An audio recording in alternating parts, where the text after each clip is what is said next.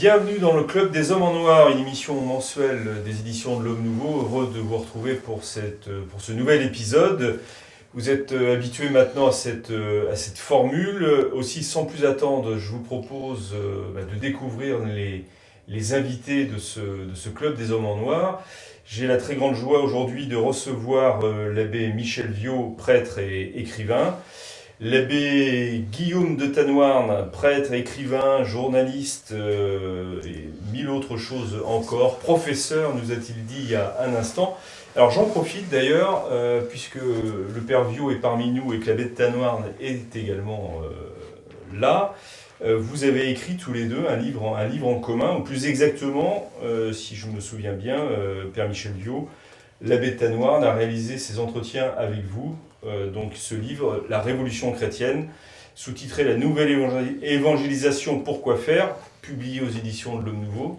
Pas tout à fait un hasard, un livre toujours disponible que je vous invite à lire si vous ne l'avez pas encore fait. Suite à un texte de Benoît XVI, quand même très important de le rappeler. Suite à une intervention de Benoît XVI. Merci beaucoup mon père. Parmi nos autres invités, eh bien, le père Jean-François Thomas de la Compagnie de Jésus, qui est devenu vraiment très célèbre, cette Compagnie de Jésus, ces dernières années. Prêtre, évidemment, et également écrivain. Et enfin, Daniel Amiche, qui va essayer de tenir son sérieux un tout petit peu. Le laïc de l'étape, journaliste, écrivain. Oh, non, pas écrivain, Oh, vous avez commis quelques mauvais livres. Quelques ouvrages également. Alors, 3 parties comme d'habitude que vous pourrez retrouver sur la chaîne YouTube de l'émission. Ces 3 parties vont aborder chacune un thème bien spécifique. Dans la première partie, nous aborderons la suppression de la commission Ecclesia Dei par le pape François le 17 janvier dernier. La commission Ecclesia Dei est cette commission qui a été chargée de la mise en application du motu proprio du même nom, puis ensuite du motu proprio Summorum Pontificum. Elle s'occupait également des congrégations qui vivaient de la forme extraordinaire et également des relations plus difficiles pour le coup avec la fraternité Saint-Pidis. Alors en gros la question que nous pouvons nous poser, cette suppression de la commission Ecclesia Dei, est-ce que ça veut dire qu'en fait la forme extraordinaire est rentrée dans les mœurs à nouveau dans l'Église et qu'il n'y a plus aucun problème et que de ce fait, une commission spécialisée n'était plus nécessaire, ou au contraire, est-ce que ça indique qu'il faut avoir quelques inquiétudes sur la liberté laissée à la célébration de cette forme extraordinaire? Vous répondrez, messieurs, tout à l'heure quand nous aborderons ce sujet. Le deuxième sujet que nous allons aborder, c'est le voyage qualifié d'historique par toute la presse du pape François, le 27e voyage apostolique quand même, du pape François aux Émirats Arabes Unis, donc un voyage dans un pays musulman qui a donné lieu, ça sera l'autre partie de la discussion, à une déclaration commune avec, entre le pape François, enfin signée par le pape François et le grand imam d'Al-Azhar, déclaration commune qui condamne le terrorisme et la violence à base ou à prétexte religieux, mais qui aussi a notamment l'affirmation suivante que le pluralisme et les diversités des religions, de couleur, de sexe, de race et de langue sont une sage volonté divine, et ça a suscité quelques débats, quelques questions, notamment du côté des théologiens. Là aussi, vous pourrez vous exprimer sur le sujet. Et enfin, eh bien, toujours autour du pape François, décidément aujourd'hui, ça va être notre fil rouge, si je puis dire. De retour des JMJ qui sont déroulés au Panama, fin janvier donc, le pape François dans l'avion a déclaré de manière très très claire qu'il n'était pas favorable au mariage des prêtres, et dans la même déclaration, il a ajouté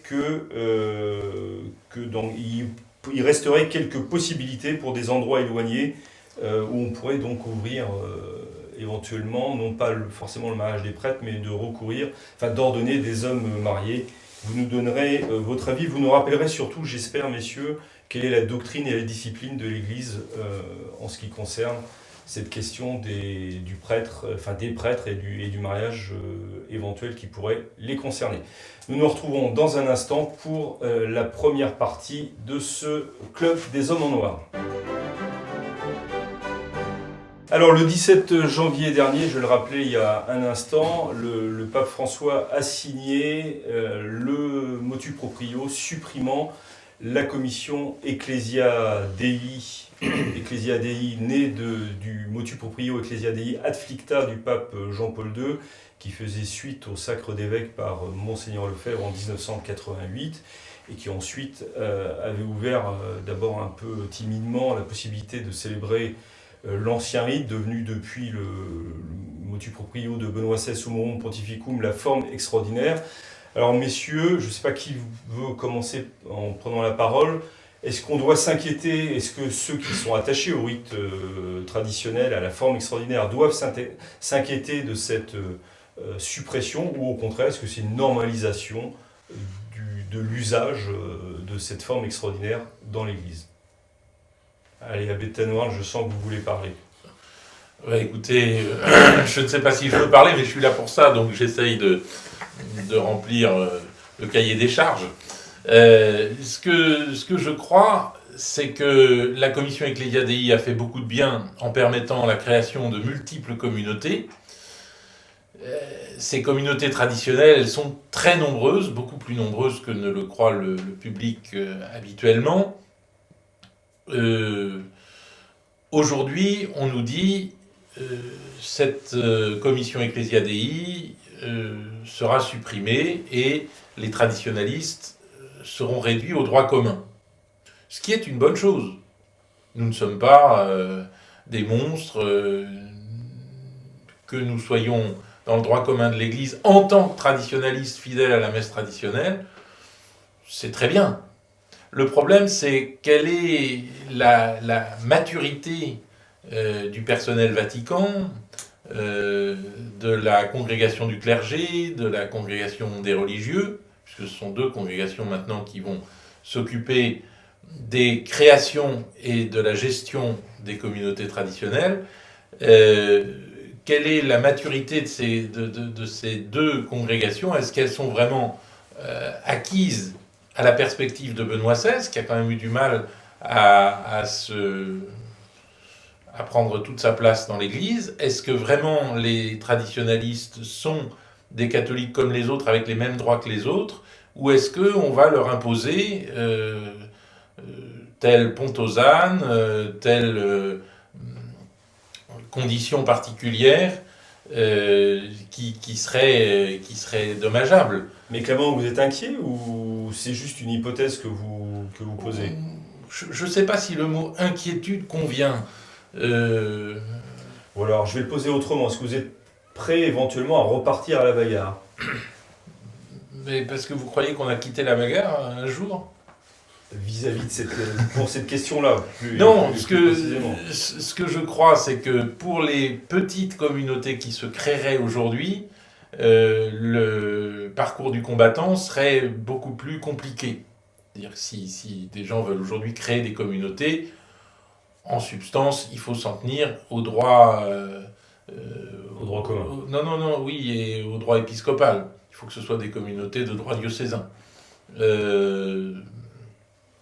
Effectivement, là, ça peut encore passer. On peut encore créer des communautés de droit diocésain. Mais des communautés de droit romain, de droit donc pontifical, aujourd'hui, je pense que c'est avec la suppression de la commission Ecclesia Dei, c'est plus possible d'en créer. Il y en a un certain nombre, donc c'est peut-être pas la peine non plus de multiplier les communautés. Pour le moment, on verra. Mais ne tournons pas autour du pot, parce qu'il faut quand même se souvenir, il faut le dire tout de suite. Bon, malheureusement, aujourd'hui, notre ami de la Saint-Pédis ne peut pas être avec nous, c'est dommage, mais l'abbé Sellier, mais la commission Ecclesia Dei a été conçue pour deux objectifs. C'était réconcilier les schismatiques, entre guillemets, avec Rome, et c'était en même temps accompagner, aider ceux qui avaient décidé de ne pas suivre le schisme, entre guillemets, de Monseigneur Lefebvre, mais tout en gardant la forme extraordinaire du rite et de la discipline. Très bien. ce qu'on appelle aujourd'hui la forme extraordinaire. À l'époque, c'était pas la forme extraordinaire. Alors, il se trouve que la fraternité sacerdotale Saint-Pie-X a toujours regardé d'un œil un peu torve cette commission ecclésiastique parce qu'elle trouvait que ce n'était pas véritablement le lieu, le locus, pour mener les négociations qu'elle appelait de ses voeux avec l'autorité, avec Rome. Elle ne voulait pas de droit particulier. Voilà, elle voulait absolument... le droit universel de l'Église. Alors, ce qui n'est pas donc on peut dire qu'encore une fois, Rome a répondu à l'attente de la fraternité Saint-Pie-X à plusieurs reprises quand même, entre la levée des excommunications, machin, le truc. Il y a eu beaucoup, ils ont reçu beaucoup quand même, ils ont reçu beaucoup. Et ils ont reçu la communion ecclésiastique par morceaux. Puisqu'elle a supprimé la commission ecclésiastique qui ne plaisait pas tellement à la fraternité Saint-Pie-X, il faut dire. Laissant peut-être, alors les autres fraternités, les autres monastères qui étaient rattachés à cette, et en quelque sorte protégés par cette commission, les laissant, je ne dirais pas sans berger, puisqu'ils en ont toujours, mais les laissant quand même un peu dans l'expectative. Moi, je dirais que je ne suis pas inquiet ni préoccupé, je suis dans l'expectative. Je ne sais pas trop qu'est-ce qui va se passer, je n'en sais rien. Je pense qu'aujourd'hui, il y a un état de fait. Donc, la Saint-Pie-X, elle voulait discuter directement avec... elle discutera directement avec la Congrégation pour de la foi. C'est une autre question. Maintenant, et on souhaite beaucoup de progrès dans cette négociation et dans cette discussion. On ne négocie pas avec Rome, enfin, on discute avec Rome. Mais maintenant, c'est les autres qui me... Permettez-moi, c'est les autres qui me préoccupent. C'est-à-dire vous en particulier, n'est-ce pas, qui êtes quand même dans une fraternité... Quel signe d'amitié. Voilà. Non, mais moi, j'ai toujours de l'amitié pour mes camarades. Tout le monde le sait. Si je peux même signer un papier, si vous voulez, pour quelqu'un en doute. Pourquoi signer? Je ne sais pas, parce que c'est bien de signer. On va parler beaucoup de signature. On signe pour un mariage, mais là, on n'est pas dans un... Et plus, c'est affection. Voilà. Donc, moi, ma préoccupation, moi, je suis dans cette expectative, en disant, bon, qu'est-ce qui va se passer pour toutes ces communautés? Est-ce que ça va être un coup d'arrêt, un frein, est-ce que les gens vont se cabrer? Ça pose quand même difficulté. Je sais, alors je ne sais pas si c'est en France, je ne crois pas que c'est en France. Quelque part dans le monde, il y a un évêque qui, à l'annonce de la suppression je ne me souviens plus, l'Ecclésiadie, a décidé de supprimer la messe extraordinaire. Non, c'était antérieur, c'était un diocèse d'Argentine. Au moment de le diocèse de La Plata, mais il n'a pas supprimé la messe traditionnelle, il n'en a laissé que deux. Il n'a laissé que 2 endroits où elle avait lieu, ce qui n'est pas la même chose. Bon, enfin, alors moi, maintenant, c'est aux autres de s'exprimer, moi, c'est mon sujet, je suis donc dans l'expectative. Bon, le Saint-Siège a estimé que ça avait fait son temps, la fraternité Saint-Pie-X a estimé que ça avait fait aussi son temps, puis de toute façon, on ne regardait pas ça d'un œil très, très favorable. Maintenant, ce qu'il faut voir, c'est les fidèles, les prêtres, les communautés, qui sont attachés à la forme extraordinaire. Est-ce que c'est bien? Comment ils vont être attachés, de quelle manière? Parce que congrégation des prêtres, congrégation des religieux, on ne sait pas trop. Enfin, Père Michel Diouf, vous êtes dans l'expectative et vous aussi? Non, moi, j'aurais quand même apporter, disons, le soutien de ce qui vient d'être dit.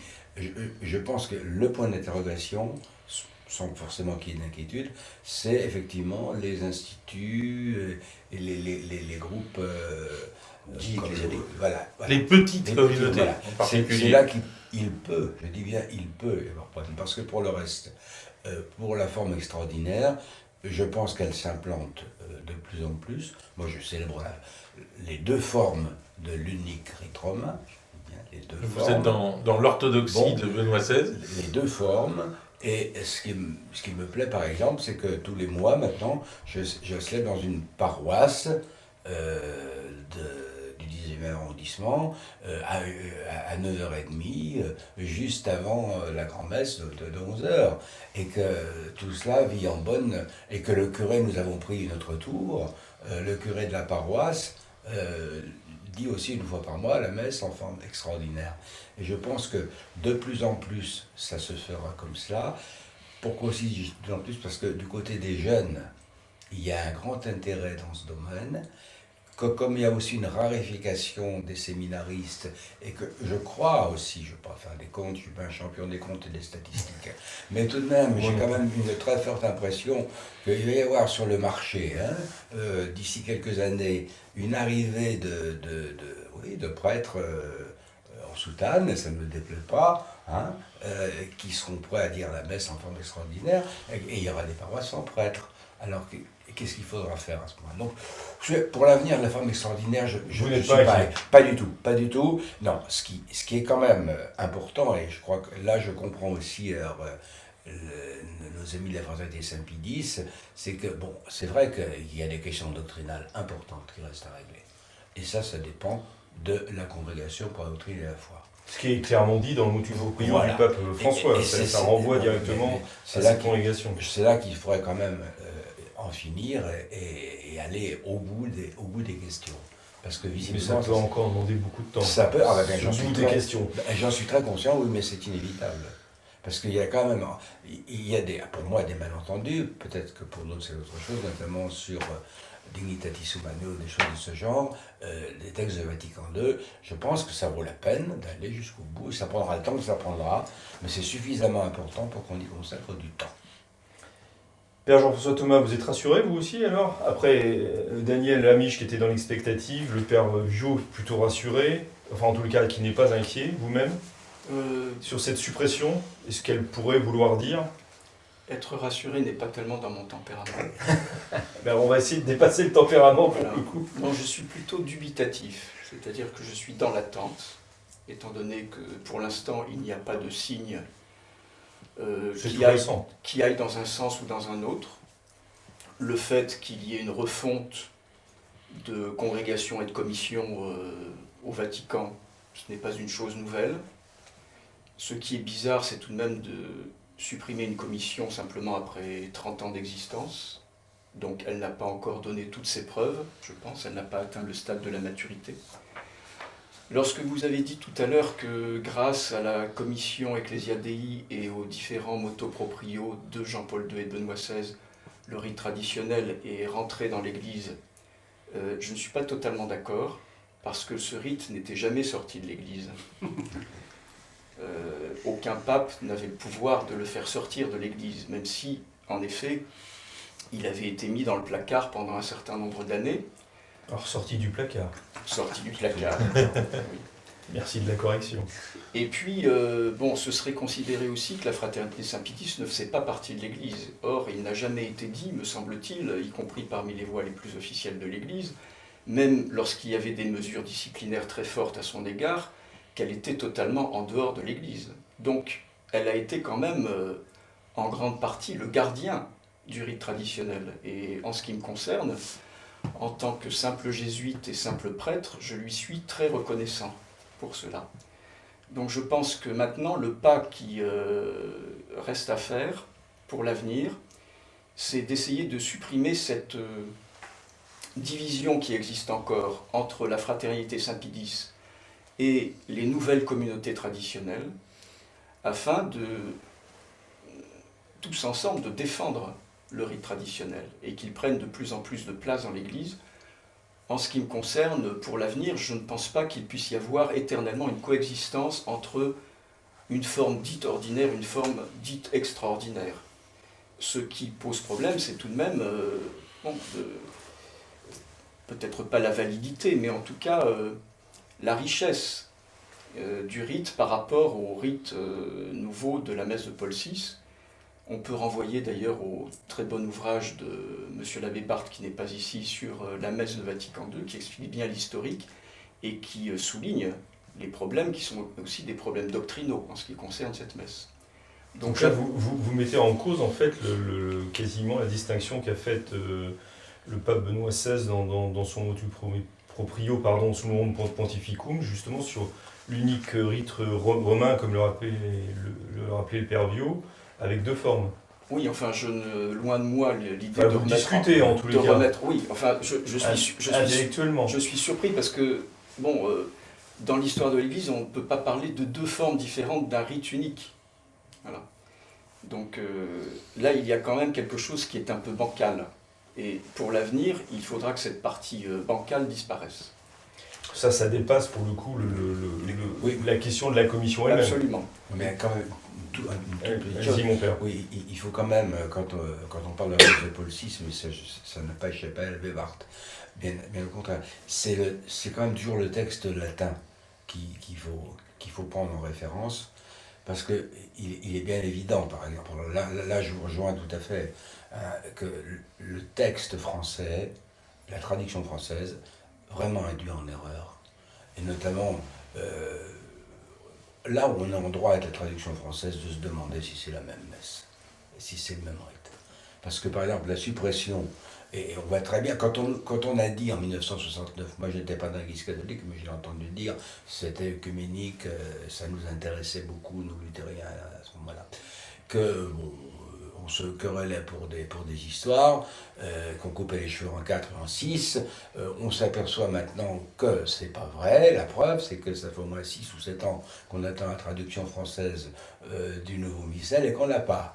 Et qu'on sait que, par exemple, c'est pas seulement le mot calice sur lequel on bute, parce qu'il paraît que ce serait une injure en canadien, mais que, par exemple, c'est en fait surtout la question de l'orate fratres. Voilà. Or, là est une des clés, justement,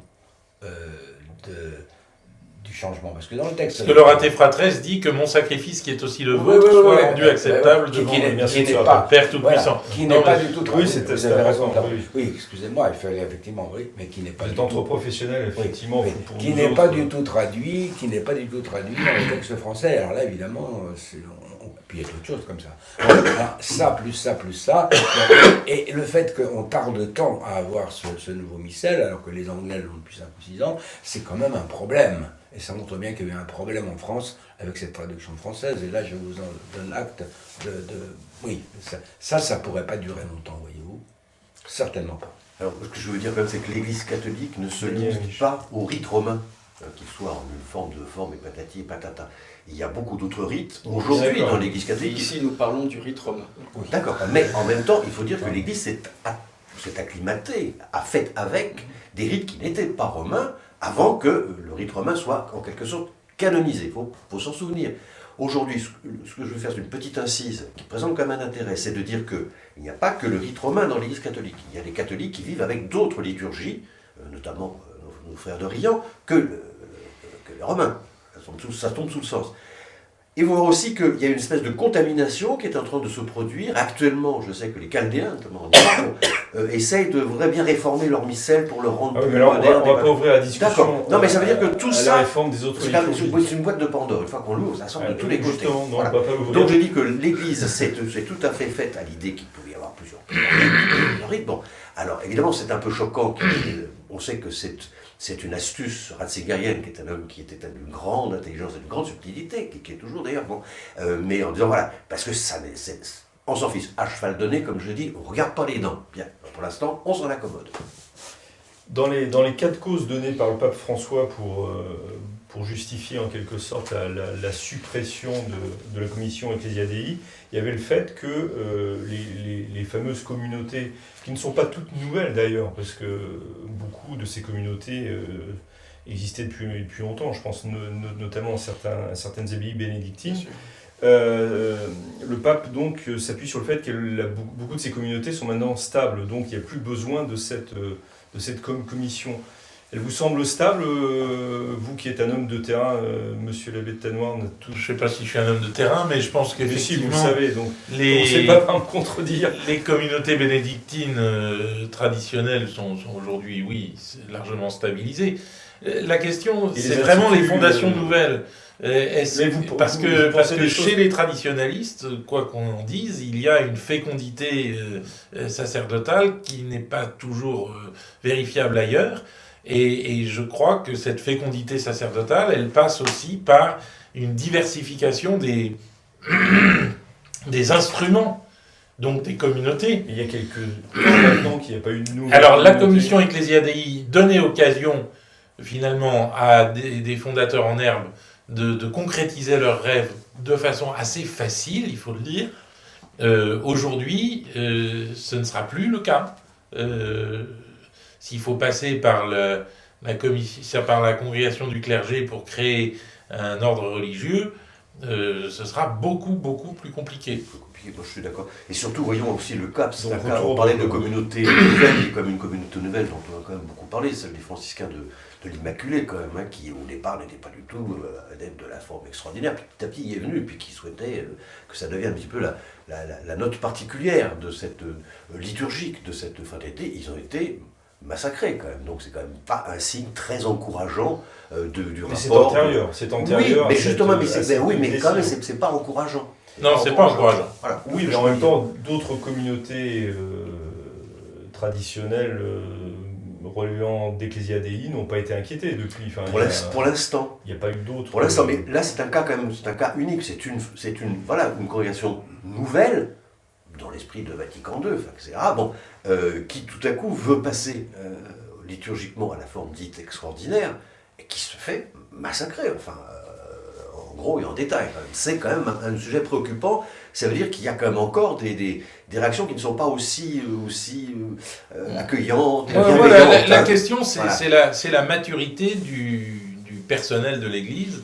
Est-ce qu'on va continuer indéfiniment cette guerre autel contre autel, rite contre rite, ou est-ce qu'on va une bonne fois donner au rite traditionnel la liberté à laquelle, je rappelle, il a droit, simplement droit. Mais comme disait notamment le camarade de Michel Viau, c'est pas tellement le texte du nouveau missel qui est préoccupant, qui est préoccupant, ou sur lequel on peut se poser des questions. Oui, il y a des problèmes de traduction, ça c'est clair. Mais c'est le missel lui-même, c'est-à-dire que on ne célèbre pas conformément aux règles du missel romain qui a été promulgué par Rome.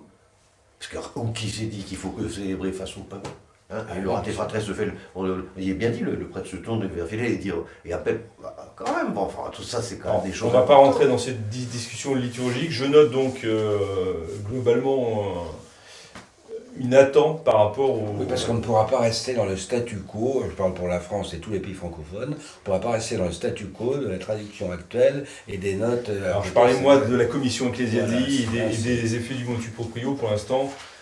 Accord, si je puis dire, non pas qu'on cherche le consensus dans cette émission, bien au contraire, mais accord, enfin, vous êtes tous à peu près dans l'attente de ce que ça peut donner dans les mois ou les années qui viennent. Pour le meilleur et pour le pire. Pour les meilleurs. C'est aussi un des aveux du secrétaire de la commission, hein, qui a été quand même bien crossé comme maintenant. Monseigneur Pozzo. Voilà. Merci beaucoup. Nous nous retrouvons dans quelques instants pour la deuxième partie de cette émission consacrée donc au voyage du pape aux Émirats Arabes Unis.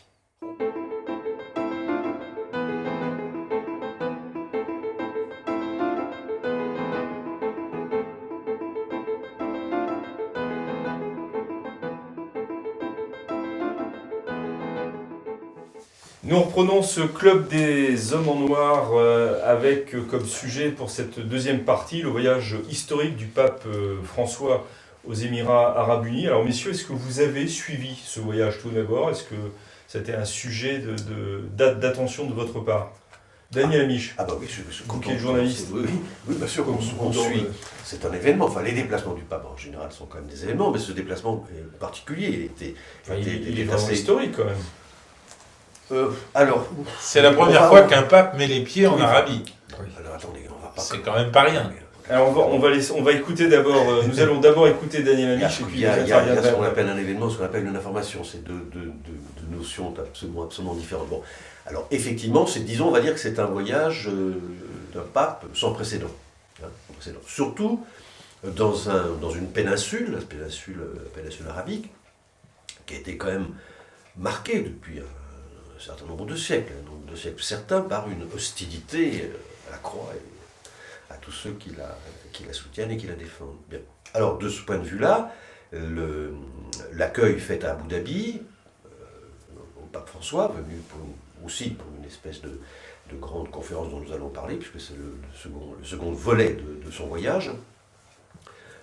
Bon, c'est intéressant. Bon, je ne vais pas me lancer dans de la géopolitique, mais je pense qu'Abu Dhabi joue un jeu très particulier au plan de l'opinion mondiale internationale, par rapport au Qatar certainement, par rapport à l'Arabie Saoudite assurément. Bon, il y a un jeu qui est un peu compliqué, on ne va pas rentrer là-dedans, parce oui, que c'est pas simplement avec des conséquences religieuses. C'est l'évangélisation, Ce sont quand même des gens qui ont refusé le wahhabisme. Hein, et qui oui, tout à fait. Alors ceux-là, oui. Ça, c'est quand même les Émiratis, oui. Alors, bon, ça, c'est un point intéressant. Historique, on verra par la suite. Hein, parce que je veux dire, bon, comment dire, une hirondelle ne fait pas le printemps. Hein. C'est intéressant. Qu'est-ce qu'il faut en conclure? Oui, il y a eu beaucoup de monde dans la messe, c'est très bien qu'il y ait une grande messe qui a été célébrée à Abu Dhabi, moi je suis très content, puis il y a des églises à Abu Dhabi, bon elles doivent être discrètes, hein. Mais enfin il y a des églises, c'est pas comme l'Arabie Saoudite. L'Arabie Saoudite, ça peut changer aussi, hein. Oui, je pourrais en parler de ça un petit peu après, mais on n'aura peut-être pas le temps. Il y a eu 120 000, 140 000 personnes qui ont assisté à la messe. Il faut bien comprendre que ces 140 000 ou ces 120 000 personnes qui ont assisté à la messe dans ce grand stade, là, très très moderne, c'était à 99,9% des étrangers, des travailleurs immigrés, hein, qui viennent de Philippines, qui viennent du Liban, qui viennent de je ne sais pas où, qui sont venus à la messe du pape. C'est tout à fait normal. Localement, les questions de conversion au christianisme sont encore extrêmement suspectes dans les Émirats arabes unis. Peut-être moins fortement qu'en Arabie saoudite, mais en tout cas ça existe aussi. On est dans des pays vraiment musulmans. Alors voilà, donc de ce point de vue-là, c'est un événement, voilà, on peut dire que c'est un événement qui a donné lieu à beaucoup d'informations, mais c'est un événement sans beaucoup de précédence, en sachant quand même, enfin notre ami le Père Vieux pourra nous en parler davantage, c'est que l'islam n'est pas d'abord, l'islam n'est pas né dans le péninsule arabique, ça c'est une chose qui est sûre, mais surtout, avant l'islam, il y avait des chrétiens qui étaient là, quand même très très très nombreux. Bon, alors aujourd'hui les vestiges sont difficiles à trouver, mais ils existent. Hein. Voilà, il y a quand même... Donc c'est un retour en quelque sorte sur un territoire qui a été christianisé au tout premier siècle de la nouvelle ère. En quoi ce voyage a-t-il pu vous intéresser, mon père, justement? Vous disiez tout à l'heure que les Émirats ne sont pas... Voilà, il y a d'abord ce choix qui montre que l'islam... il y a des facteurs communs à tout l'islam, bien sûr, mais il y a aussi quand même des orientations diverses. Et que le fait d'avoir choisi justement un territoire musulman qui s'était séparé, bien avant la visite du pape, du wahhabisme, de l'Arabie Saoudite, c'est important. Le wahhabisme, pardon, est-ce que vous pouvez nous rappeler ce que c'est exactement? C'est une forme d'intégrisme religieux musulman qui est né au XVIIIe siècle, voilà, et qui est extrêmement dur, fondamentaliste, qui a été donc promu par les Séouds, et ce qui est un peu dommage, c'est que les Anglais, dans leur colonialisme, qui n'a pas souvent été très éclairé, dirons-nous, ont propulsé les Séouds à la Mecque en chassant les Hachémides en Jordanie. Oui. Alors tant mieux pour les Jordaniens, mais évidemment pour la Mecque... Les Anglais n'ont pas été très malins non plus au Pakistan, parce que les Blasphèmes, c'est eux quand même qui les ont fait passer. On ne va pas dérouler toutes les erreurs. On ne va pas dérouler. Nous en avons peut-être commis. C'est plus la Grande-Bretagne que les Anglais. Mais enfin, là tout de même, vous savez... nous commémorions en 2018, j'étais aux premières lignes pour ça, avec le monde militaire, les anciens combattants, la fin de la guerre de 1918, de 14-18, cette fin de l'Empire turc, n'est-ce pas, était une grosse catastrophe, parce qu'elle était, comme la fin de l'Empire austro-hongrois, parce qu'en matière de colonialisme, ça a laissé le champ libre à la France et à l'Angleterre, pour faire n'importe quoi avec le nationalisme arabe et à le réveiller, quitte à le réveiller avec l'islam le plus dur, voilà, et dont nous payons les conséquences aujourd'hui avec les intérêts composés. Voilà. Et si nous revenons au voyage du pape, le voyage du pape, sur le voyage proprement dit. Ben écoutez, sur le voyage du pape, c'est important, c'est qu'il soit allé là, donc pas n'importe où, mais à Abu Dhabi. Bon. Et parce qu'il y a des églises, comme vous l'avez dit. Bon. Et ça, on ne dira jamais assez à ceux qui veulent construire des mosquées, il faut la réciprocité. Il était dans un endroit où il y a eu une certaine réciprocité. Bon, c'est un point. Bon, le deuxième point, c'est qu'il y a eu l'imam d'Al-Azhar, imam de la mosquée d'Al-Azhar, bon, c'est en tout cas un personnage important en matière d'islam, mais qui aussi n'a d'importance, ça il faut vraiment en être conscient, parce qu'il est aussi soutenu par le maréchal Al-Sisi. Parce que le politique et le religieux sont indissolublement liés. La distinction rendez à César ce qui est à César, à Dieu ce qui est à Dieu, n'est pas pensable en islam. Il faut bien se mettre cela dans la tête. Et qu'au fond, l'imam d'Al-Azhar parle, mais c'est le maréchal Al-Sisi qui parle. Ça veut dire que partout où vous avez la région musulmane, c'est pas un jugement de valeur, je porte un constat, ne peut fonctionner qu'avec une autorité politique. Il y a un bureau des affaires politiques, et voilà. Et on peut très bien, par exemple, parce qu'il y a une force politique, et c'est pareil aux Émirats Arabes Unis, je sais qu'on va construire une mosquée et une cathédrale côte à côte, aux Émirats, à Abu Dhabi. À Abu Dhabi, bon. Déjà une cathédrale. Oui, mais on va reconstruire une cathédrale. Oui, mais ça sera, le nord et le sud, elles sont côte à côte. apostoliques. Et moi, je suis persuadé que ça se passera très bien, parce que là, il y aura l'autorité politique. Qui aura donné son... Ah oui, mais qui va surveiller les deux à la manière dont on le fait dans ces pays-là.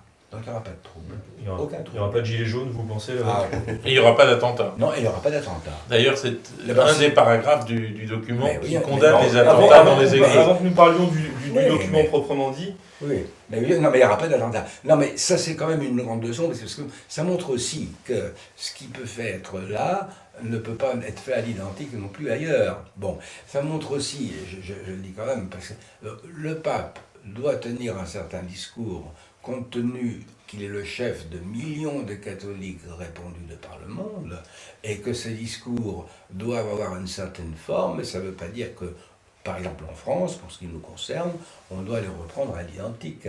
Ce serait une fausse fidélité que de les reprendre à l'identique, parce que ça serait se prendre pour le pape ce que nous ne sommes pas, et nous n'avons pas à gérer la vie des catholiques de par le monde entier, en particulier les catholiques. Oui, c'est un acte diplomatique et pas un acte doctrinal. Je pense que c'est très important. Et ce qui le prouve, et je termine là-dessus, ce qui le prouve, excusez-moi, c'est quand même très important, c'est qu'il est co-signé. Ah bah oui. Alors, nous allons en parler du il est co-signé par l'émir d'Al-Azhar. Donc, nous allons... Juste une petite puce. Non, si vous voulez bien. Nous allons parler dans un instant du document co-signé, comme vous venez bien de souligner. Je voudrais savoir juste si le tempérament du père Thomas le porte à poser un regard un peu moins enjoué, un peu plus sombre, je ne sais pas comment dire. Je suis encore plus dubitatif. Oui. Vous êtes encore plus dubitatif que pour la commission TZI. Absolument. Alors, c'est dire. Alors, je ne suis pas journaliste, donc je ne m'intéresse pas directement à l'information ou à l'événement. Désolé. Je n'ai pas l'habitude de suivre dans le détail les différents déplacements apostoliques, parce que ce serait un travail à plein temps. Oui, c'est le 27e pour le pape François. En revanche, ce qui m'a intéressé, évidemment, c'était le résultat, puisque le résultat, on en a parlé. Le voyage en tant que tel, on n'en a pas tellement parlé, parce que bon, c'était un voyage papal supplémentaire. Je suis toujours mal à l'aise lorsque j'entends parler de pays ou territoires musulmans. Pour moi, ça n'existe pas. Il y a des pays, en effet, où il y a une majorité de musulmans. Mais parler de pays musulmans ou territoires musulmans, c'est entrer dans le jeu de l'islam. Parce que l'islam considère qu'à partir du moment où il est implanté, même simplement avec une mosquée sur un territoire, le territoire devient musulman. Donc même s'il n'y a pas de fidèles musulmans, c'est le territoire en tant que tel qui devient musulman. Ce n'est pas du tout la notion catholique de la foi. Et puis on peut en effet discuter à l'infini des différentes tendances de l'islam. Ce qui est intéressant, c'est de voir ce qui est la base de l'islam, et le Coran. Et le Coran, c'est quand même un produit de judaïsme, de gnose chrétienne, de paganisme, donc des religions qui, toutes, ont comme ennemi commun la croix, le Christ. Et ça, on ne pourra pas l'effacer, quelles que soient les tendances, quels que soient les mouvements plus... les adaptations, vous voulez dire ? Voilà, c'est ça. Donc, signer un document, même si ce n'est pas un document en effet dogmatique au sens propre du terme... On va revenir au document, décidément, vous voulez tous en parler. Voilà. Sur le voyage proprement dit, vous n'avez pas d'autres... en gros, vous ne l'avez pas suivi. Je ne l'ai pas suivi. Non. Je suis en désaccord un petit peu avec vous, mon cher. Mais vous en avez le droit. Sur cette question de la religion, de l'islam et des pays. Il faut savoir que ces pays, je pense l'Arabie Saoudite, les Émirats Arabes Unis, le Koweït, le Qatar, l'Oman, ce que vous voulez, ce sont des pays qui ont une constitution. Cette constitution dispose que la religion du pays, c'est l'islam. Et que la charia est la loi fondamentale, la loi dont découlera toute la législation. C'est la position, mais voilà. On n'est pas obligé de l'épouser. Alors, bien sûr qu'on n'est pas... Mais c'est l'arrêté pour eux. Bon, alors que nous, bon, évidemment, on n'a pas le père Luc qui dira le contraire, pour le coup. Moi, je m'appuie sur l'un pour appeler l'autre. C'est de dire que, bon, la France est un pays chrétien, mais la République française laïque. Voilà. Alors, c'est pas le cas du tout dans ces pays arabes. Grand événement, Musulman, pardon. l'abbé Tanan n'a pas pu encore parler, donc je vais lui laisser la parole pour finir un petit peu, non pas mon tour de table, mais mon tour des personnalités présentes. Sur le voyage proprement dit du pape, est-ce que vous l'avez suivi par exemple J'ai regardé un peu la messe du pape, j'ai trouvé qu'il y avait une grande ferveur et que manifestement les participants à cette liturgie avaient conscience du caractère extraordinaire qu'elle revêt. Quand on pense qu'en Arabie Saoudite, on est obligé de dire la messe en loose day à l'ambassade de France ou ailleurs, parce que la messe est en elle-même considérée par ces wahhabites comme un blasphème, bon, que leurs voisins acceptent une messe publique, ça a quand même un sens très, très grand, très profond. Et que le pape, en tant que représentant des chrétiens du monde entier, parce que c'est ce qu'il est, qu'on le veuille ou non, depuis Jean-Paul II, le pape est représentant des chrétiens du monde entier, joue un jeu géostratégique avec les musulmans, mais on l'attend tous là. Il serait criminel de s'abstenir. Et donc qu'il puisse faire signer un document dans lequel l'imam d'Al-Azhar, proche effectivement du maréchal al-Sisi d'Égypte, qui lui assiste à la Noël copte le 7 janvier. Non, mais tout ça, ce sont des indices convergents, si vous voulez. C'est qu'il n'y a pas que l'islam intégriste. L'islam intégriste est condamné officiellement par Al-Tayeb, co-signant avec Jean-Paul II, avec, François, je retarde un peu. Non, mais c'est un coup à la Jean-Paul II, en fait. Ce lapsus signifie bien ce que je crois qu'il faille retenir. C'est un coup à la Jean-Paul II. C'est un grand géopolitique. Il ne faut pas parler de coup. Alors, c'est une grave erreur. Nous sommes dans la question de la messe publique, elle n'était pas publique. Hein. Non. Elle était ouverte au public, à ceux qui voulaient y aller, très bien. Elle était dans un stade fermé. C'est pas une messe en plein air. Le pape a célébré. Toutes les messes qui ont lieu dans un stade sont des messes. Non. Il faut. Je pinaille, c'est très important. On est sur des terrains très délicats. Je pense qu'il bien préciser les choses. Je n'en suis pas sûr, mais je pense qu'il y avait quand même un nombre important de musulmans dans cette messe. Je ne sais pas. Alors important. Je ne peux pas vous le dire. Disons un nombre considérable. Ce que je veux vous dire, c'est que c'était dans un espace que j'essaie de vous faire comprendre, c'est que c'était dans un espace clos. C'est pas dans un espace ouvert, comme les messes des GMJ. Oui, comme Jean-Paul II est allé au Parc des Princes, c'était un espace clos. D'accord, mais là, c'est un espace clos. C'était pas une messe. C'est pas une messe, c'était un rassemblement de jeunes. Tout à l'heure, vous vouliez absolument parler du document. Je voulais vous faire parler de la messe. Et maintenant, vous n'en parlez pas. Alors, mon père, ce document co-signé par le pape François et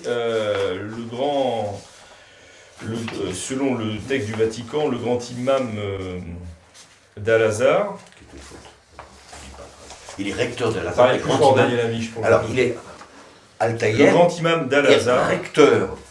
Recteur de l'université Al-Azhar, qui est à la fois une université et un centre de formation aussi pour les clercs. C'est un peu la grégorienne de l'islam. Voilà, en quelque sorte, si vous voulez. Bon, qui nous dit ça. Et il est aussi le grand imam de la mosquée d'Al-Azhar, et donc en quelque sorte le grand imam de l'Égypte. Mais c'est deux choses différentes. Tout à fait. Merci de cette précision. Je renvoie, pourquoi je parlais moi de grand imam d'Al-Azhar, parce que je renvoie au texte publié par le Saint-Siège, et donc disponible en français sur le site du Vatican, où il est indiqué dans les signataires, donc sa sainteté le pape François, et autre signataire, le grand imam d'Al-Azhar, Ahmad Al-Tayeb. On me pardonnera, j'espère, ma mauvaise prononciation. Sur le fond, est-ce que ce document est juste un document politique, d'entente, ce qui peut être de politique religieuse d'ailleurs? Alors, je pose d'abord la question au père Viau, ou est-ce que c'est un texte à portée malgré tout doctrinale et qui irait un peu plus loin? Moi je pense que je ne crois pas du tout à la priorité de la portée doctrinale. Oui, c'est un texte de politique religieuse compte tenu d'une situation bien précise qu'on ne peut pas ignorer. Hein, c'est le milliard, je ne sais plus combien de musulmans qui existent dans le monde, et puis les puissances d'État qui sont en face, et qui participent de cela, et qui sont armés, qui peuvent éventuellement fournir le terrorisme que l'on sait. Bon, ce sont des réalités et qui causent la mort de nombreuses personnes. Alors il faut arrêter ça. C'est urgent, c'est primordial. Alors, je vais aller tout de suite. Ce document donc, est un document, pour moi, essentiellement d'accord politique, avec forcément tout ce que veut dire ce genre de document. On emploie des mots qui peuvent faire plaisir et puis on en retient d'autres. Bon. Il y a effectivement deux problèmes. Hein, la fameuse phrase « Le pluralisme et les diversités de religions, de couleurs, de sexe, de race, de langue sont une sage volonté divine par laquelle Dieu a créé les êtres humains. Cette sagesse divine est l'origine. » Bon, alors là, effectivement, il y a un problème doctrinal, ne le cachons pas. Il y a un problème politique un petit peu plus loin sur le concept de citoyenneté et qu'il faut rétablir, n'est-ce pas, le concept de pleine citoyenneté et renoncer à l'usage discriminatoire du terme de minorité. Le problème de citoyenneté, là, c'est le rapport quand même entre Dieu et César, hein, et à la juste indépendance des États, quels qu'ils soient, pour lesquels même nos rois chrétiens se sont battus, nos rois très chrétiens. Je pense à un que j'aime bien en particulier, qui est Philippe le Bel, qui a su justement, c'était la vraie laïcité chrétienne, la vraie laïcité chrétienne. L'État, il a donné un nion, ou fait donner un nion au pape Boniface VIII, qui en est mort. C'est faux. Alors c'est ce qu'on appelle la vraie laïcité chrétienne. Non, c'est une légende. C'est pas Nogaret, c'est pas l'envoyé. C'est pas l'envoyé. Non, c'est pas l'envoyé. Avec la main lourde. Ce n'est pas un envoyé du roi. C'est faux. Ce n'est pas un envoyé du roi qui a souffleté le pape. C'est le chef d'une autre famille, qui était une famille italienne, au document. En opposition avec la famille dont ce pape-là alors, est issu. entre les soutiens de Philippe le Bel et les autres, Oui, s'il vous plaît, revenons au document. Le document, c'est un document de compromis qui condamne le terrorisme, parce que jusqu'à présent, par exemple, on avait demandé à ce même imam d'excommunier les terroristes, et il l'avait pas fait. Hein, il l'avait pas fait en disant que ce qu'il faisait n'était pas bien, mais qu'on ne pourrait pas leur refuser, par exemple, les obsèques religieuses musulmanes. Bon, là, il fait quand même un pas de beaucoup plus. Il condamne le terrorisme. Et puis en plus, il y a toutes sortes de choses sur le droit des femmes, sur le droit des enfants. Il y a quand même des choses extrêmement importantes, extrêmement positives, sur lesquelles qu'on ne peut pas oublier. Bon. Il y a ces deux points, alors là on pourra en discuter, et je comprends qu'il fasse problème, sur la diversité des religions, et puis sur cette question de citoyenneté qui regarde les États autant que le pape. Et là, il faudra négocier. Avec Tanoir. Oui, donc il y a Vous saluez ce document aussi. Ben, je crois que ce document est une première mondiale et qu'il faut le reconnaître. C'est un grand coup du pape François. Mais je pense qu'effectivement, il comporte des dispositions qui sont contestables. Et du point de vue du pape François, lorsqu'il affirme que la diversité des religions est le fait d'un sage dessein divin, que la volonté divine soit la diversité des religions, c'est un fait. On est bien obligé de le reconnaître. Mais qu'on estime que cette volonté soit une volonté de sagesse, et pas une volonté de tolérance, c'est un problème. Parce qu'on en arriverait très vite, si on prenait cette phrase au sérieux, à la thèse qui n'est absolument pas catholique de l'unité transcendantale des religions. Finalement, toutes les religions, par des moyens divers selon les populations auxquelles elles s'adressent, sont bonnes devant Dieu. Mais ce n'est pas ce que veut dire le pape. Hein. Mais ça peut ouvrir cette porte. Ça peut ouvrir cette porte. Là, vous allez fort, disons, quand même. Mais il ne le dit pas. Dieu veut les fausses religions. Si toutes les religions sont issues d'un sage dessein divin, on est quand même obligé. Le mot, c'est le vouloir qui est dans le texte. Oui, non, c'est la sagesse. Oui, non, justement, si on dit que c'est la volonté de Dieu, bien entendu, c'est la volonté de Dieu, la diversité des religions. Mais si on dit que c'est la volonté de Dieu dans sa sagesse, et pas la volonté de Dieu dans sa tolérance, là, il y a un problème doctrinal objectif. La phrase exacte, pour que tout le monde l'ait bien en tête, c'est le pluralisme et les diversités de religions, de couleurs, de sexe, de race et de langue sont une sage volonté divine par laquelle Dieu a créé les êtres humains.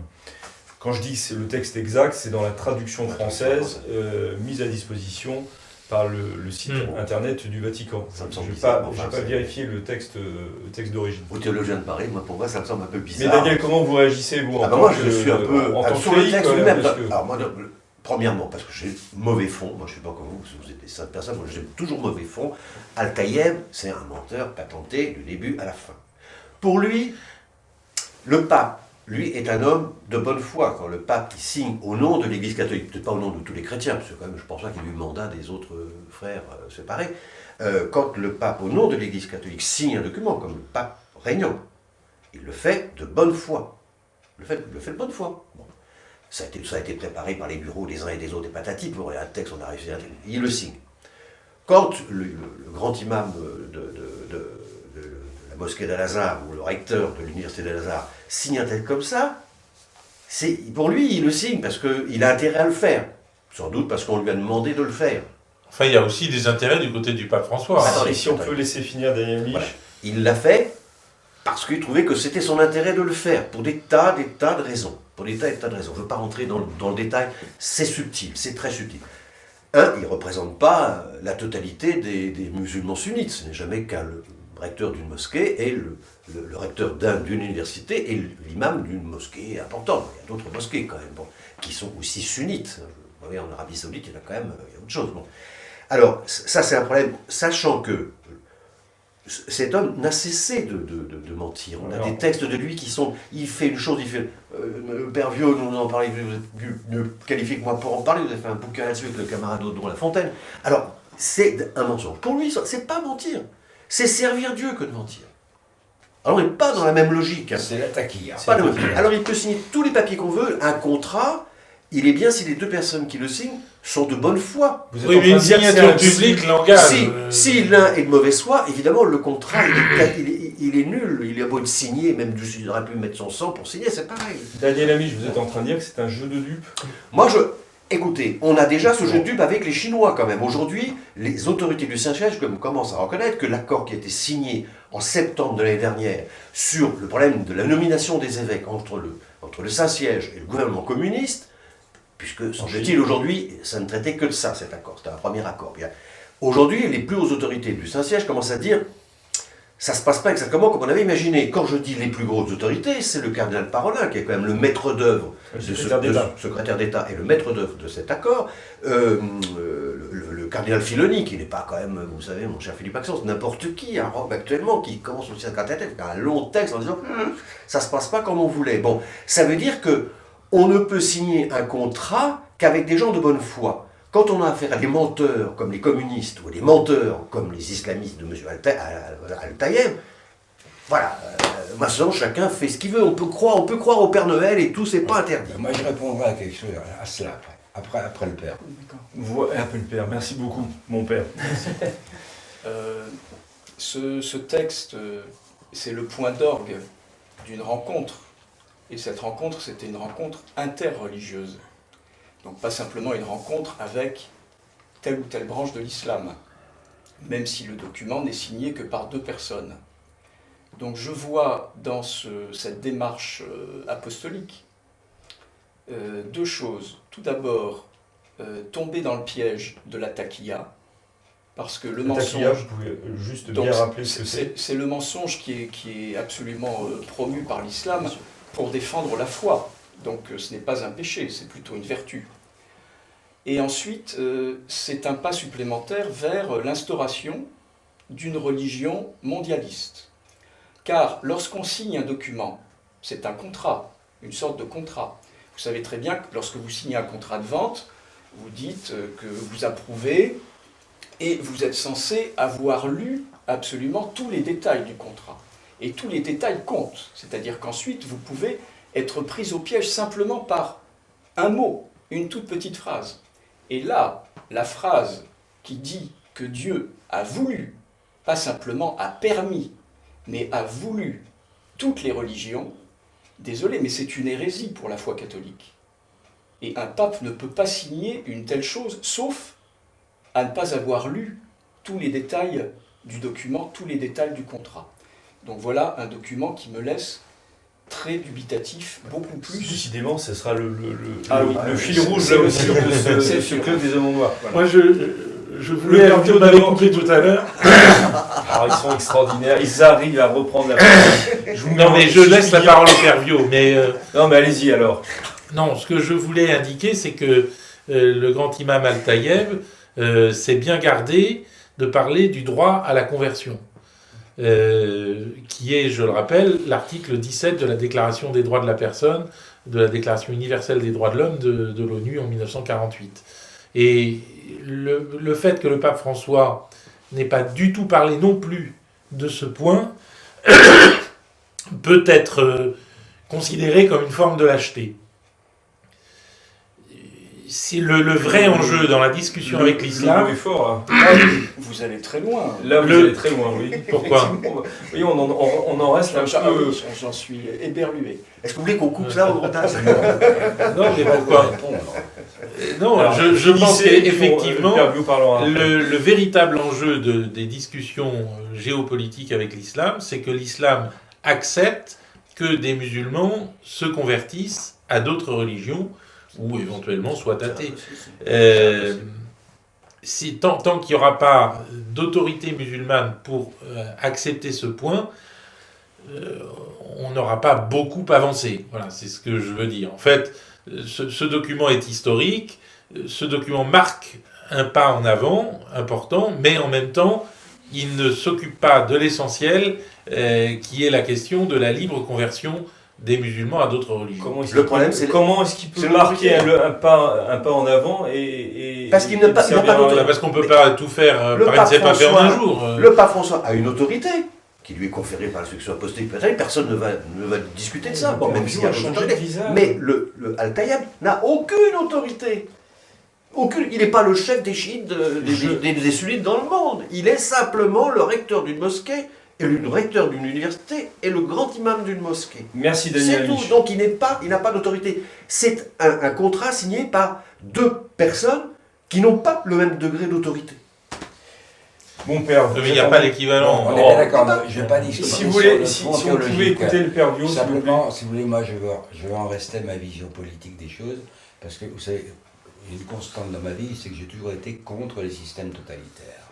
Et j'ai appris à connaître le totalitarisme, le communisme, dès 1962, jusqu'à la chute du mur, et être en contact avec des ecclésiastiques, tant orthodoxes que pasteurs luthériens, qui négociaient des textes avec les communistes. Je pense que négocier des textes avec l'islam est du même ordre. L'islam est un système totalitaire, comme l'est le système communiste. Alors, ce que je vais dire, je vais mettre à la première personne du singulier, parce que je ne veux pas prêter au Saint-Père des sentiments qui sont miens, ou me prendre pour le Saint-Père. Mais je veux simplement vous dire comment j'envisage cela. Je signe quelque chose avec quelqu'un qui est un totalitaire, qui est enfermé dans une idéologie qui me hait. Je sais qu'il me hait. Je sais qu'il veut ma peau. Je sais qu'il va mentir.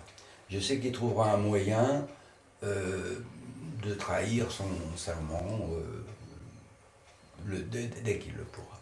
Mais je sais aussi que si je ne signe pas, ça va déclencher tout de suite des milliers de morts et des catastrophes. Je sais que si je signe, je vais gagner du temps. Voilà. Et c'est le facteur temps qui joue. On a beaucoup reproché, je vais vous donner un exemple, c'est ce qu'on fait des orthodoxes. On a beaucoup reproché à Pie XII, quand il était cardinal secrétaire d'État, donc avant d'être Pie XII, d'avoir signé le concordat avec le Reich, avec Hitler, en 1933. Bon. Ce concordat était préparé avec la République de Weimar depuis un petit moment déjà. Et Pie XII a eu cette expression, mais pour bien la comprendre, il faut savoir ce qui lui était arrivé quand il était nonce à Munich. Je l'ai scellé avec un pistolet braqué sur la poitrine. Il le signe au nom de Pie XI, ce concordat. Oui, pourquoi? Parce que Mais c'est pas Pie XI qui portait le pistolet. Non, c'est pas Pie XI qui portait le pistolet. Non.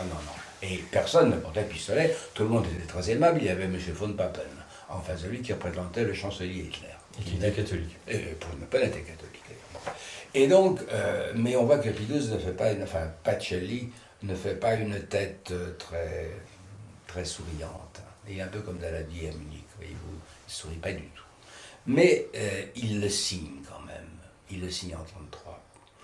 Et alors, évidemment, on lui a reproché, hein, on l'entend encore aujourd'hui, vous voyez, en plus c'est le pape des nazis, celui qui n'a rien dit pour sauver les juifs, il a signé le concordat, il a donné à Hitler une auréole de sainteté, donc, bon, oui, mais il a gagné du temps. Et il a permis aux Allemands qui ont vu s'écrouler le parti du Zentrum, qui les représentait, et ça faisait partie de la politique du pape Lyon aussi, de gagner du temps, de s'organiser, si bien qu'il y a pu y avoir une réplique à un plus haut niveau avec Milbrennen de Zorge, c'est-à-dire en 1937, hein, c'est-à-dire très exactement 4 ans plus tard, on n'a pas attendu longtemps, hein, parce qu'on savait que le concordat. Mais au moins on a gagné 4 ans. Voilà. Et pendant ces 4 ans-là, on a fichu la paix aux catholiques allemands. Et on n'a pas donné prétexte à ces barbares de dégorger, de tuer les catholiques allemands. Et ça a permis l'encyclique Milbrennen der Sorge, ça a permis sa diffusion au dimanche des Rameaux, au nez à la barbe des nazis, et ça a montré quand même qu'il y avait une puissance catholique allemande de résistance qui résistait. D'ailleurs, celui qui va être à l'âme de l'assassinat contre Hitler, ce sera un catholique, c'est Stauffenberg. Bon, voilà, c'est tout ce que je veux dire, et c'est pareil avec les communistes. Je pense que voilà, c'est dans cet esprit-là que j'agirais aussi avec l'islam. Avec les communistes et l'islam, d'accord. Hein, voilà. Nous terminons peut-être avec le père Thomas, avant de passer à notre troisième sujet. Alors, père, pour conclure. Oui, alors monsieur l'abbé, je suis d'accord avec vous, on peut signer tous les documents qu'on veut pour défendre les croyants et pour défendre la foi, à condition que les documents en question ne soient que des documents d'ordre politique. Mais ici, le problème, c'est qu'il y a une hérésie dogmatique dans le document. Et ça, un pape ne peut pas le signer. Merci mon père, c'était donc la deuxième partie de ce Club des Hommes en Noir. Sur le sujet, nous n'avions évidemment pas prévu la déclaration, cette déclaration commune, mais les éditions de l'Homme Nouveau viennent de faire paraître un nouveau hors-série consacré à l'islam face au christianisme et qui aborde, alors juste sur le plan j'allais dire doctrinal ou philosophique, les questions des rapports entre christianisme et islam, et justement toutes les questions que ça peut poser. Je vous invite évidemment à vous procurer ce hors-série. Nous nous retrouvons dans un instant pour le troisième et dernier sujet de ce Club des Hommes en Noir du mois de février.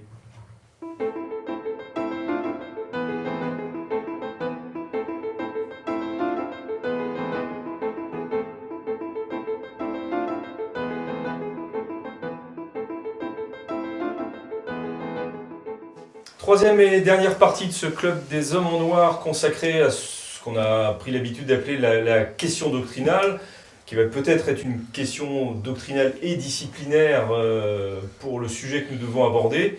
Le pape François, de retour des JMJ au Panama le 27 janvier dernier, a déclaré dans l'avion, une de ses fameuses déclarations d'avion, que, je vais essayer de le citer, « Je ne suis pas d'accord pour permettre que le célibat soit optionnel ». Il parlait du célibat des prêtres, évidemment. Non, a-t-il affirmé de manière très, très forte et très claire. Et en même temps, si vous me passez l'expression, il a ajouté en revanche, il resterait quelques possibilités pour des endroits éloignés, je pense aux îles du Pacifique, mais c'est une chose à laquelle il faut penser quand il y a une nécessité pastorale. Là, le pasteur doit penser aux fidèles. On pourrait ordonner un homme marié, mais seulement pour qu'il exerce le munus sanctificandi, c'est-à-dire pour qu'il puisse célébrer la messe, administrer le sacrement de réconciliation et donner l'onction des malades. Alors, messieurs, la question là, est très simple, même si elle va être en deux temps dans vos réponses peut-être, c'est quelle est la doctrine et la discipline de l'Église à l'heure actuelle, et cette doctrine ou cette discipline, vous nous direz exactement ce qu'il en est, peut-elle être remise en cause, soit pour des raisons pastorales comme le pape l'indique, ou même beaucoup plus largement. Qui se lance dans ce sujet ? Allez, l'abbé de Tanoir, qui bout dans ses starting blocks. Non, la doctrine, tout le monde la connaît. Donc le célibat est l'état des prêtres dans le rite latin, mais dans d'autres rites, comme le rite maronite par exemple, les prêtres ont le droit de se marier. Donc, avant d'être ordonné. Pardon, ordonné. oui, absolument. Faut préciser On a cela, le droit d'ordonner des hommes mariés. ce qui n'est pas la même chose. Tout à fait. Donc, au nom de ces exceptions, le pape François veut étendre finalement le domaine des exceptions aux îles Pacifiques. C'est assez amusant. Pourquoi? Je trouve que cet exemple, Exotique. l'ordination d'hommes mariés, oui, mais alors dans les îles Pacifiques, très loin. En réalité, si le célibat des prêtres est un problème, c'est un problème en Occident, c'est pas dans les îles Pacifiques que c'est un problème.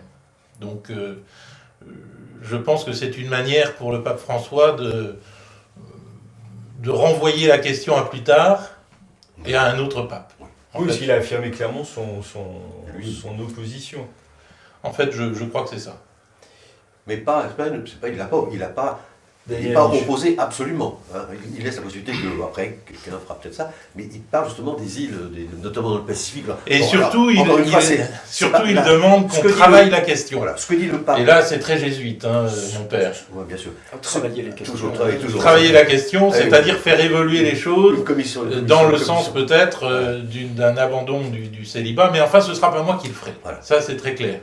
Mais ça ne va pas dans le sens du Vatican II, parce que le Vatican II, si Vatican II dit bien que le célibat n'appartient pas à l'essence du ministère, il énumère toute une liste de convenables, pour reprendre le langage stoïcien, concernant le ministère dans lequel il y a le célibat et toutes les qualités du célibat. Donc on voit mal, ce serait revenir en arrière et contredire finalement ce qui est... Je ne parle pas de l'esprit de Vatican II, moi je n'aime pas le spiritisme conciliaire. Hein, non, je suis à L'expression est amusante. Voilà, je préfère me fier au texte. Non, mais le texte dit très clairement sa préférence en matière de célibat pour ce qui concerne l'Église latine. Et je pense qu'il n'est pas question.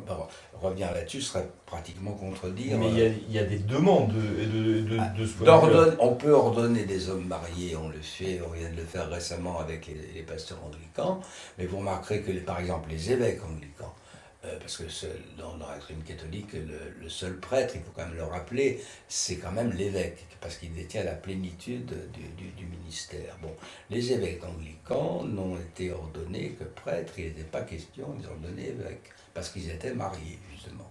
Et ce qui montre bien qu'il y a quand même une fermeté, et j'en suis très heureux pour ce qui est l'Église latine, ce qu'on ne cède pas là-dessus. Et que si justement on veut réfléchir sur la question, je signale le livre du Père Touze sur le sacerdoce et le célibat, qui lui va... Alors le problème, c'est que le pape ne conseille pas le livre du Père Touze, il conseille le livre du Père Lobinger. Et le livre du Père Lobinger, qui est un évêque d'Afrique du Sud, jésuite, je crois. Tout à fait. Donc, le Père Thomas va sûrement nous en parler mieux que moi, mais c'est l'idée qu'il faut ordonner des vieux, quoi, des aînés. C'est un peu le sens du texte, enfin le pape le dit d'ailleurs. On pourrait ordonner un homme âgé. C'est une autre façon de dire vieux. Elders en anglais dans le livre du Père Lobinger. Mais le livre du Père Touze est quand même intéressant de par la thèse qu'il développe. Oui, mais c'est pas à à ce Père Touze que le pape fait référence. C'est pourtant un livre capital, à mon avis. Nous n'avons pas entendu justement notre jésuite préféré. Pas encore. Mais allez-y, Alors, la parole vous est donnée. Oui, alors les îles du Pacifique, ça me fait penser un peu à Triste Tropique. Vous voyez. Dans la déclaration du Saint-Père dans l'avion, si je ne m'abuse. Dans l'avion. Dans l'avion. Donc ce sont des déclarations du plus haut magistère. Oui, il est très haut, effectivement. Dans cette déclaration, il y a une ambivalence, à savoir qu'il joue un peu sur les mots. Parce que bien évidemment, il est contre le mariage des prêtres. Il est pour le célibat des prêtres, puisque dans aucune tradition d'aucune église, on n'a jamais autorisé le mariage des prêtres. Bon. Il y a des traditions, en effet, notamment dans les églises orientales, où des hommes mariés peuvent devenir prêtres, peuvent d'abord devenir diacres et ensuite prêtres. Il faut être marié avant le diaconat. Avant le diaconat, voilà. Effectivement. Lorsque j'étais en Roumanie et que je travaillais avec les gréco-catholiques, tous mes étudiants étaient des séminaristes gréco-catholiques, tous se sont mariés, mais avant le diaconat. Et pour se marier, il fallait qu'ils aient l'autorisation de l'évêque, qu'ils présentent à l'évêque la fiancée, afin que l'évêque puisse discerner si cette fiancée pourrait faire une bonne femme de prêtre. Parce que une femme de prêtre doit avoir également quelques vertus qu'elle doit partager avec son mari qui est prêtre. Il y a des choses particulières qui lui sont demandées? Il y a des choses particulières qui lui sont demandées, notamment tout ce qui concerne la discrétion. Voilà. Donc il y a une ambivalence, parce que d'un côté, il parle d'une chose qui en fait n'a jamais existé, le mariage des prêtres, et aussitôt, il embraye sur « Ah mais oui, on garde cette loi », puisque évidemment les prêtres ne pourront jamais se marier, ceux qui sont déjà prêtres ne pourront jamais se marier. Donc pour vous, c'est trop tard. Mais en même temps, oui. Et en même temps, on ouvre la porte à toutes les possibilités, pas simplement pour les tristes tropiques, parce qu'on voit très bien que ce qu'il a quand même dans la visée, ce ne sont pas les îles du Pacifique. Ça va être le cas, par exemple, en Amazonie, et ça va déborder de l'Amazonie. Ça va déborder sur tout le continent sud-américain. Mais vous parliez des Grecs catholiques qui ont été vos élèves, donc c'était des jeunes gens qui, avant de recevoir le diaconat, devaient se marier. Oui. Enfin, pouvaient se marier, Oui. C'était pas un ordre évidemment, mais s'ils souhaitaient se marier, c'était donc à ce moment-là. Là, le pape parle, lui, d'hommes âgés, comme l'a bien... Alors, âgés, non, parce que je pense qu'il emploie un peu... Alors, c'est peut-être le terme qu'il emploie. C'est en tout cas la traduction française. Ce sont des anciens, voilà, au sens d'hommes qui sont des hommes faits, qui sont des hommes sages. Moi, par exemple. Donc. Voilà, vous, par exemple, ou Daniel Amiche. Les virils probati, on l'a dit. Beaucoup. Donc, reconnu comme tel dans la communauté. Alors ça, c'est un peu, je pense, une nostalgie des premières communautés chrétiennes. Parce qu'il faudrait que là, c'est plus l'évêque, c'est la communauté qui donnerait le blanc-seing. Les anciens peuvent être des hommes relativement jeunes. Oui. Alors c'est d'abord l'ancien provient de la communauté, ensuite il serait reconnu bien sûr par l'évêque. Et c'est la communauté, je pense, qui proposerait à l'évêque celui qui est reconnu comme le plus sage parmi eux. Alors, éclairons plus largement la question pour ceux qui nous regardent. Pourquoi l'Église, malgré tout, tient tant au célibat sacerdotal? Parce que je pense que le célibat a une dimension mystique. Voilà. C'est-à-dire que nous avons une question qui tout d'un coup vous est tous paralysés. C'est très important. Nous avons une destinée nous avons tous une destinée qui est une destinée sponsale, qui est une destinée d'union. C'est-à-dire que l'être humain, il est pris dans sa solitude, il est faible, il est fragile, il n'est pas accompli. Donc il ne s'accomplit que dans l'union. Et l'idée du célibat, c'est de dire, pour certains hommes qui sont appelés, c'est pas du tout quelque chose d'universel, c'est pas une loi morale, hein, c'est une vocation particulière. Pour certains hommes qui sont appelés, alors cette solitude a un sens mystique, puisqu'ils témoignent de leur union profonde avec Dieu dès cette terre. Et c'est le sens du célibat ecclésiastique. Alors on peut dire que ça donne du temps, on peut trouver des arguments beaucoup plus concrets, mais fondamentalement, le célibat ecclésiastique, c'est l'union avec Dieu. Oui, et puis le prêtre, c'est un autre Christ. Voilà. Quand il célèbre les sacrements, et tout particulièrement la messe. Donc le Christ nous a donné cet exemple. Ce modèle d'homme qui n'était pas marié, d'homme Dieu qui n'était pas marié. Et donc le but, c'est bien l'imitation de Jésus-Christ, y compris dans cet aspect de célibat. On voit bien que dans le clergé oriental, ceux qui ne font pas le choix du mariage, et c'est une minorité. Alors visiblement, d'après l'exemple que vous avez donné, oui. Oui, alors les séminaristes, j'avais remarqué, passaient plus de temps à chercher une fiancée, évidemment, qu'il fallait faire vite. Qu'à étudier, oui, parce qu'il fallait faire vite. parce que sinon, on ne pouvait pas repousser indéfiniment Parce que dès qu'on est ordonné diacre, c'est trop tard. C'est trop tard. C'est le coup près. Oui. Donc parmi ceux qui faisaient le choix du célibat, il y avait des raisons qui n'étaient pas très avouables, à savoir une certaine ambition épiscopale, pour certains. Parce que c'était une porte d'entrée. Oui, les évêques sont tenus tous les au évêques célibat. sont nécessairement célibataires. Ou bien une raison à ce moment-là beaucoup plus spirituelle, mystique. Et tout prêtre qui est célibataire dans les églises orientales, et qu'elles soient catholiques ou orthodoxes, est considéré comme un moine. Donc il doit être rattaché à un monastère.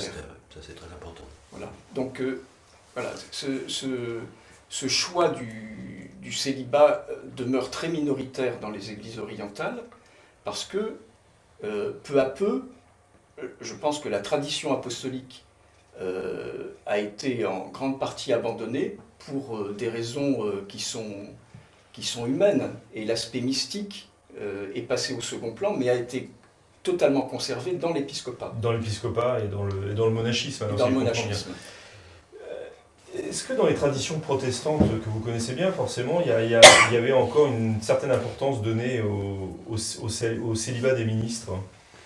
Donc c'était justement, c'est lié au sacerdoce et à la notion du ministère. Et moi j'ai toujours dit que dans la réforme protestante, au fond, le ventre mou de la réforme, c'était l'ecclésiologie et la question du sacerdoce. Et en fait, un pasteur n'est pas un prêtre, c'est un ministre de la parole, vous comprenez. Alors, ça a été clair, ça n'a pas été très clair au début de la réforme, parce que tant qu'on a espéré un rapprochement avec Rome, on n'a pas précisé trop les choses. Vous trouverez des textes de Luther ou de Calvin, ou même des confessions de foi réformées, qui sont pas loin de définition catholique du rôle du pasteur.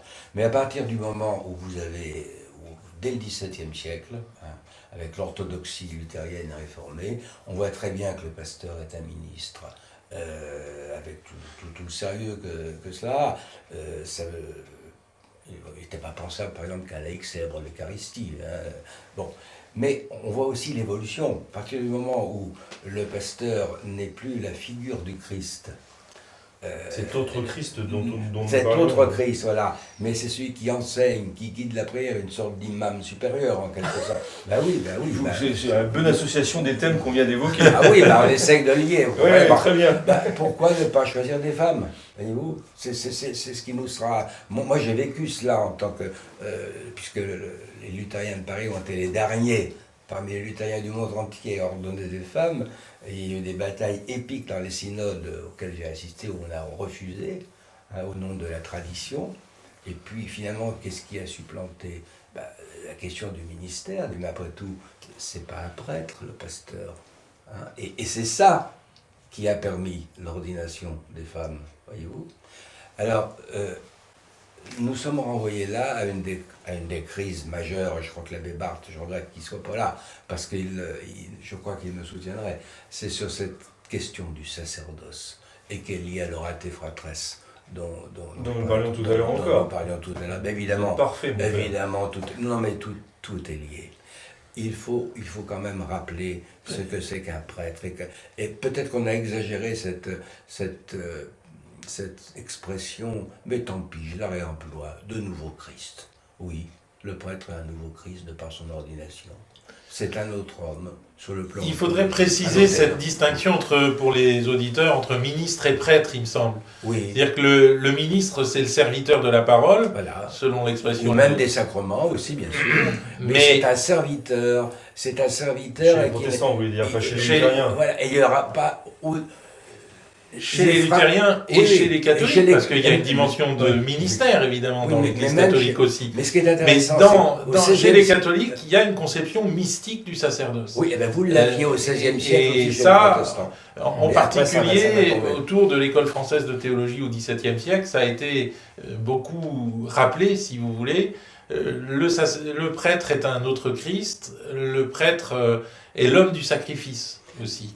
C'est-à-dire que là, c'est la nature de la messe dont il est question. Et je crois que c'est pas Est-ce que la messe est un mémorial? Et à ce moment-là, n'importe qui est capable de faire mémoire, du moment qu'il soit député pour cette fonction de faire mémoire? Ou est-ce que la messe est un véritable sacrifice? Et à ce moment-là, l'homme du sacrifice divin, parce que c'est un sacrifice divin, a une position particulière. Il est un homme particulier, pas seulement un animateur de communauté, si vous voulez. Il a une dimension mystique dans son être même. Il est l'instrument de Jésus-Christ dans son être. Il faut voir que si l'école française, c'est important ce que vous dites là, et je pense aussi en particulier à toutes les polémiques de Bossuet avec les pasteurs protestants de son temps, oui. Claude et Jurieu. Bon.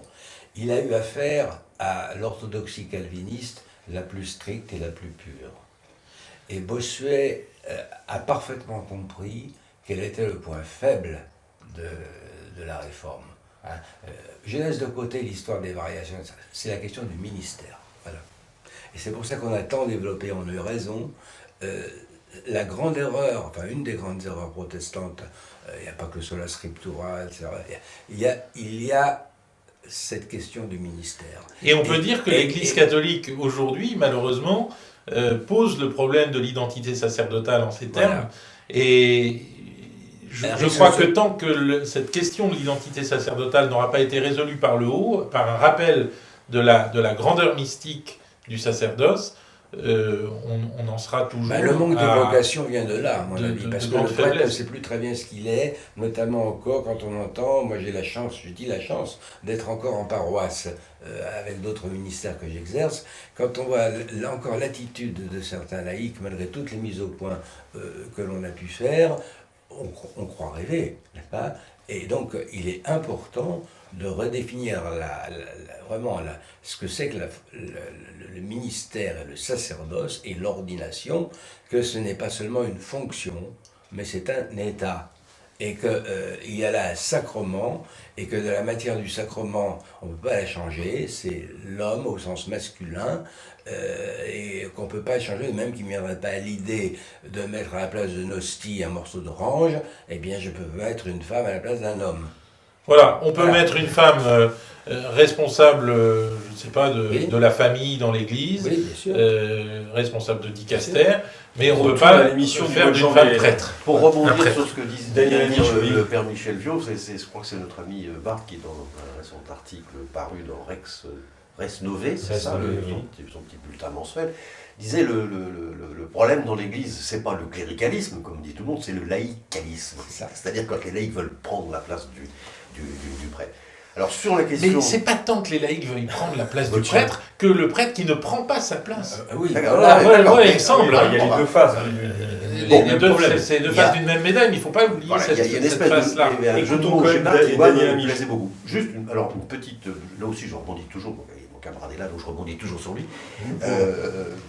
C'est ce qu'il a dit tout à l'heure, ce qu'il a évoqué tout à l'heure sur la position de l'Église. La dernière fois où l'Église catholique a pour de bon était amené à aborder cette question de l'ordination d'hommes mariés, c'est Benoît XVI, c'est avec la constitution Anglicanorum Cetibus, qui visait à la réconciliation, la réintégration dans l'Église catholique de pasteurs anglicans, de tradition anglicane, qui avaient fait le pas de devenir avant. Bon, l'Église a donc ordonné, ne considérant pas les ordinations sacerdotales, entre guillemets, anglicanes comme valides, ce qui est la position de l'Église depuis quand même...